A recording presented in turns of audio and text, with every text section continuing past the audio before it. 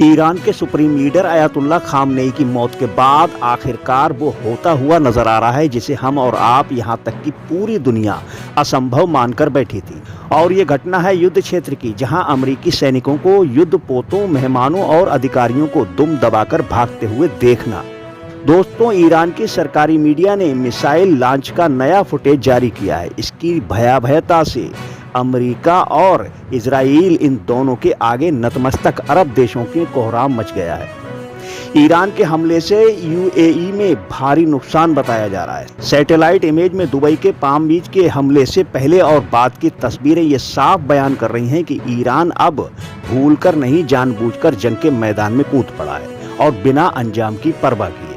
Israel, Qatar, बहरा, UAE, Bahrain, Jordan, Qatar, Saudi Arabia और Iraq में अमेरिकी सैन्य अड्डों पर सैकड़ों मिसाइलें और ड्रोन दागे हैं।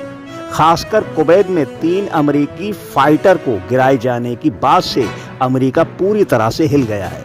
बता दें कि ईरान में बच्चियों के एक स्कूल में इजरायली हमले में मारी गई 140 बच्चियों का जनाजा निकला तो पूरी दुनिया के रोंगटे खड़े हो गए। जिसने भी इस मंजर को देखा उसकी आंखें नम हो गई। इस पर डोनाल्ड ट्रंप और नेतन्याहू के माथे पर एक बार फिर से बच्चियों की हत्याओं का ठप्पा लगा दिया है। जर्मनी से लेकर ऑस्ट्रेलिया, फ्रांस और खुद अमेरिका तक में इसके खिलाफ जबरदस्त प्रदर्शन हुए। इसके बाद ईरान की आक्रामकता को देखकर दुनिया दंग है। खुद इजराइल के तमाम चमकते हुए शहरों के बीच मलबे के ढेर लग चुके हैं।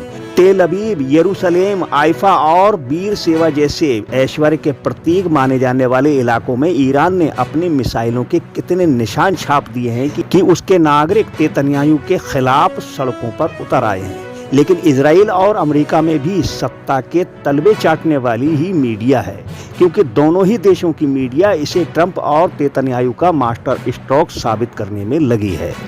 लेकिन इसकी पोल पट्टी खुल चुकी है और इसका सबूत यह है कि अरब देशों में अपने नागरिकों से किसी भी प्रकार फौरन बाहर निकलने की अमेरिकी अपील। उसने कहा कि ज्वाइन बहरीन और इराक में काम करने वाले गैर जरूरी सरकारी कर्मचारी और उनके परिवार वहां से तत्काल निकल जाएं और वो इस बात का इंतजार बिल्कुल ना करें कि उन्हें कोई मदद मिलेगी। वो अपने साधनों से तुरंत निकलें। साथ ही अमेरिका ने ये भी कबूल किया है कि ईरान के बिगड़े हुए तेवर के बाद से उनकी जमीन खिसकी हुई है। अमेरिका के मुताबिक जॉर्डन और बहरीन में इराक के ड्रोन और मिसाइल हमले का अंदेशा है। इराक में हिंसा और अपहरण का भी खतरा है। हालांकि दूतावास बंद नहीं हो रहे हैं, लेकिन वहां पर बहुत जरूरी स्टाफ ही रहेगा। अमेरिका ने अपने नागरिकों से अपील की है कि जितनी जल्दी हो सके सुरक्षित जगह पर पहुंच जाएं। आपको बता दें कि इन सभी देशों में उड़ान रद्द है और सरकार ने अभी तक कहीं भी उड़ान शुरू नहीं की है और ट्रंप ने इसका कोई वादा भी नहीं किया है। अमेरिका ने जिन देशों के बाहर निकलने को कहा है उनमें पूरे 14 देश शामिल हैं, जैसे बहरीन, मिस्र, Iran, Iraq, Israel, Jordan, Kuwait, Lebanon, Oman, Qatar, Saudi Arabia, Syria, संयुक्त अरब अमीरात और यमन शामिल हैं। इसी के साथ वेस्ट बैंक और गाजा से भी तुरंत निकलने को कहा गया है।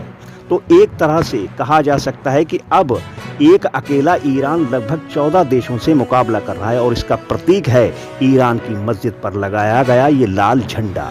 और इस लाल रंग के झंडे का मतलब होता है कि वो अपना बदला पूरा होने तक अब नहीं रुकेगा ईरान। तो दोस्तों नमस्कार, मैं इरशाद अली और आप देख रहे हैं यूपी 76 न्यूज़, खबर हमारी दुनिया तक। बस आपसे एक ही निवेदन है, यदि आप फेसबुक पर देख रहे हैं तो फॉलो करें और यदि यूट्यूब पर देख रहे हैं तो चैनल को सब्सक्राइब करके घंटी वाला बटन जरूर दबाएं।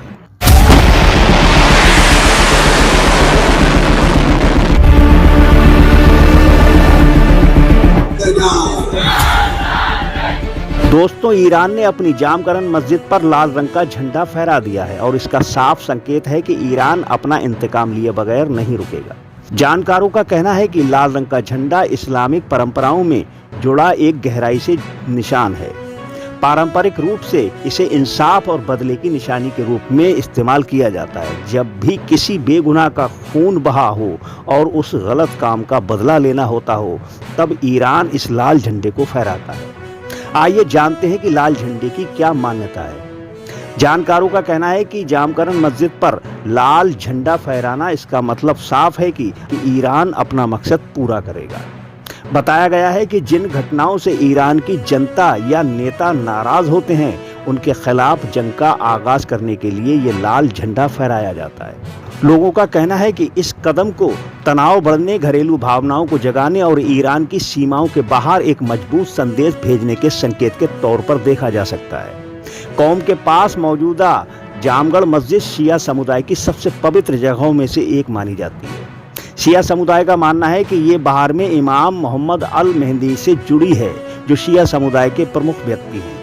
अगर इस लाल झंडे की मान्यताओं की बात करें तो शिया परंपराओं में ऐसे झंडे का खास महत्व होता है। इन पर अक्सर या लथार अल हुसैन जैसे नारे लिखे होते हैं।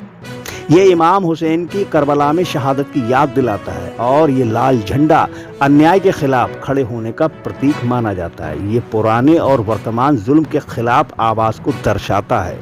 इसका संदेश इंसाफ की मांग से जुड़ा होता है और इसे न्याय मिलने तक संघर्ष जारी रखने की शपथ माना जाता है। दोस्तों, ईरान के विदेश मंत्री का कहना है कि supreme leader Ayatollah Ali Khamenei की शहादत देश के लिए एक गहरा आघात है, लेकिन उनकी विचारधारा आगे भी जीवित रहेगी और प्रेरणादायक बनी रहेगी। उन्होंने इसे ईरान के एक निर्णायक मोड़ बताया है और कहा है कि उनकी विरासत की रक्षा करना पूरे राष्ट्र की ऐतिहासिक जिम्मेदारी है। ये मार्ग आस्था, प्रतिरोध और उम्मीद का प्रतीक है, जिसे शहीदों के बलिदान ने मजबूत किया है और जिसे उनके अनुयायी आगे बढ़ाते रहेंगे। उन्होंने स्पष्ट किया कि खामनेई के बाद भी ईरान की राजनीति विचारधारा समाप्त नहीं होगी। उनके अनुसार जो ध्वज उन्होंने ऊंचा उठाया, वह आगे भी मजबूती से थामे रखा जाएगा।